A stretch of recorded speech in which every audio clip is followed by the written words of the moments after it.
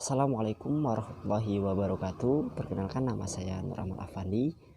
NIM saya 18 14 10 11 2 dari kelas SI 6A. Baiklah, sini saya akan mengerjakan tugas interface informasi sistem.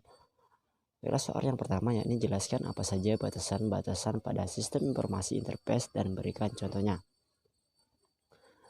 Interface informasi sistem atau IIS sebenarnya merupakan pengembangan dari konsep yang sudah ada, yaitu Executive Informasi Sistem dan DSS yang diperluas untuk domain seluruh perusahaan.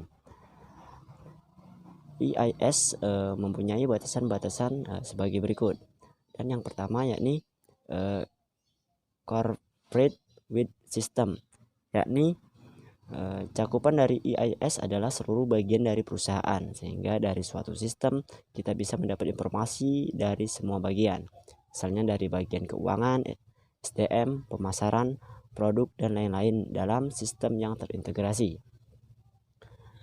Batasan yang kedua yakni Holistic Information, yaitu informasi yang disajikan adalah informasi yang menyeluruh, tidak perbagian. Informasi jenis ini sangat penting untuk pengambilan keputusan dari sebuah perusahaan secara umum. Batasan yang ketiga yakni Business Intelligence, yaitu keseluruhan aktivitas dari sistem digunakan untuk mendukung kebijakan yang diambil dalam bisnis yang digeluti oleh perusahaan, sehingga pengguna IIS akan meningkatkan bisnis intelligence dari pengguna sistem eksekutif.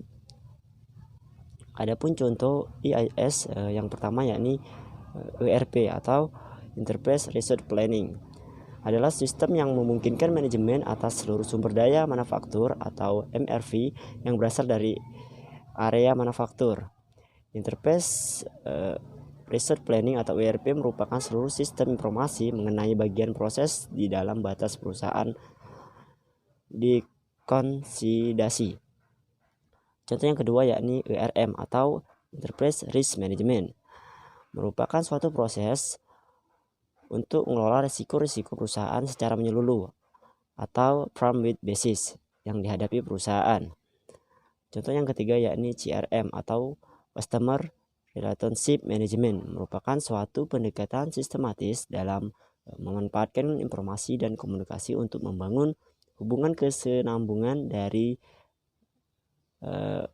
dan saling menguntungkan dengan pelanggan. Contoh yang keempat yakni SCM atau Supply Chain Management, merupakan proses yang kompleks yang memperluas koordinasi banyak kegiatan sehingga pengiriman barang dan jasa dari pemasok sampai ke pelanggan dilakukan secara efisien dan efektif bagi semua pihak yang terkait. Baiklah, soal yang kedua yakni sebutkan keuntungan dari menggunakan sistem informasi interface. Adapun keuntungan dari menggunakan sistem informasi interface yang pertama yakni dapat meningkatkan kemampuan komunikasi, dan yang kedua dapat meningkatkan kualitas komunikasi. Manfaat yang ketiga yakni memfasilitasi akses ke seluruh informasi, dan yang terakhir sekaligus yang keempat meningkatkan kualitas dari pengambilan keputusan. Baiklah, itu saja yang dapat saya jelaskan. Wassalamualaikum warahmatullahi wabarakatuh.